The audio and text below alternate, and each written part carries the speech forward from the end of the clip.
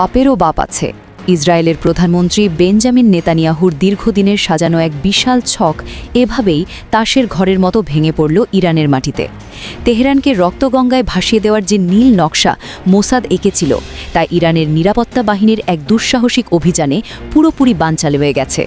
উদ্ধার করা হয়েছে অস্ত্রের এক বিশাল পাহাড়, যা দিয়ে হয়তো পুরো ইরানকে এক ধ্বংসস্তূপে পরিণত করার পরিকল্পনা ছিল। ইরানের দক্ষিণাঞ্চলীয় প্রদেশ বুশেহরে পরিচালিত এই সাঁড়াশি অভিযানে প্রায় ৭০০টি আধুনিক আগ্নেয়াস্ত্র উদ্ধার করা হয়েছে। এর মধ্যে রয়েছে AK-47 অ্যাসল্ট রাইফেল, শটগান এবং অত্যন্ত উচ্চ প্রযুক্তির স্যাটেলাইট ফোন। সংখ্যাটা নেহাত কম নয়। একটি ছোটখাটো যুদ্ধের জন্য এই পরিমাণ অস্ত্রই যথেষ্ট। ইরানি গোয়েন্দা সংস্থাগুলো নিশ্চিত করেছে আটককৃত ব্যক্তিরা সাধারণ কোনো অপরাধী নয়, তারা সরাসরি ইসরায়েলি গোয়েন্দা সংস্থা মোসাদের তত্ত্বাবধানে আরবান ওয়ারফেয়ার বা নগর যুদ্ধের বিশেষ প্রশিক্ষণপ্রাপ্ত।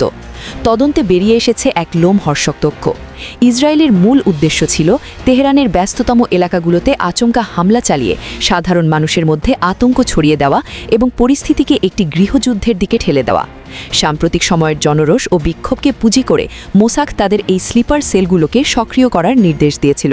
তাদের কাজ ছিল ভিড়ের মধ্যে মিশে গিয়ে নিরাপত্তা বাহিনী ও সাধারণ নাগরিকদের উপর গুলি চালানো, যাতে উভয় পক্ষের মধ্যে প্রাণহানি ঘটে এবং রাষ্ট্রীয় স্থিতিশীলতা নষ্ট হয়। উদ্ধারকৃত সরঞ্জামের মধ্যে স্যাটেলাইট ফোনের উপস্থিতি প্রমাণ করে যে এই চক্রটির সরাসরি তেল আবিব বা ওয়াশিংটন থেকে নির্দেশনা পাচ্ছিল। যখন স্থানীয় ইন্টারনেট বা মোবাইল নেটওয়ার্ক বন্ধ থাকবে, তখনও যাতে তাদের অপারেশনাল যোগাযোগ বিচ্ছিন্ন না হয় সেই লক্ষ্যেই এই উচ্চ প্রযুক্তির ব্যবস্থা রাখা হয়েছিল।